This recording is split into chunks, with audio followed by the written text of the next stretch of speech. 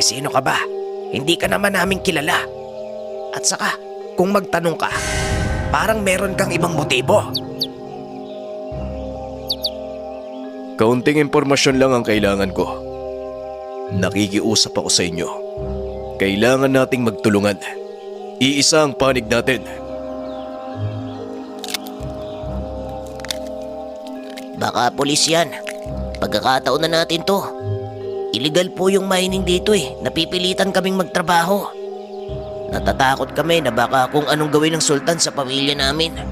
Makapangyarihang tao po siya Ay opo, tama siya. Ang pagkakarinig pa nga namin sa kumakalat na baleta aswang daw po yun. Kaya dumagdag din sa takot namin yung impormasyon. Wala kaming magawa kung hindi magtrabaho na lang.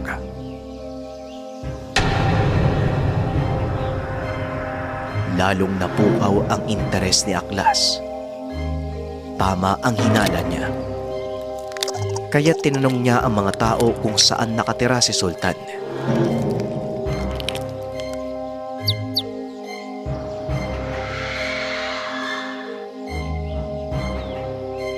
Ganito na lang po. Sasamahan ko po kayo kung saan siya nakatira. Wag. Ako nang bahala. Sabihin mo lang sa akin ang eksaktong lugar. Nagbigay ng babala ang mga tao. Delikado ang pupuntahang lugar ni Aklas. Bukod sa maraming nagbabantay, siguradong armado ang lahat at handang pumatay sa oras na may pumasok na hindi kilala.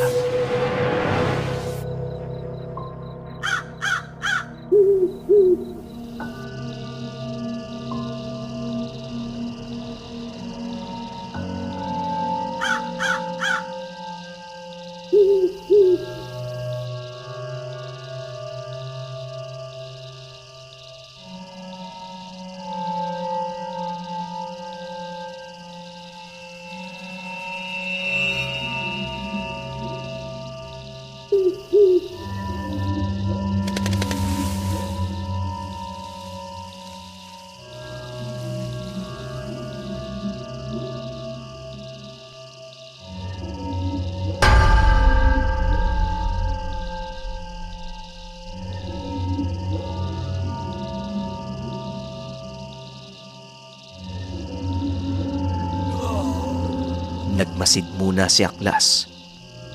Pinag-aralan ang sitwasyon. Tinansya ang bawat distansya ng nagbabantay hanggang sa nagkaroon ng pagkakataon upang kumilos.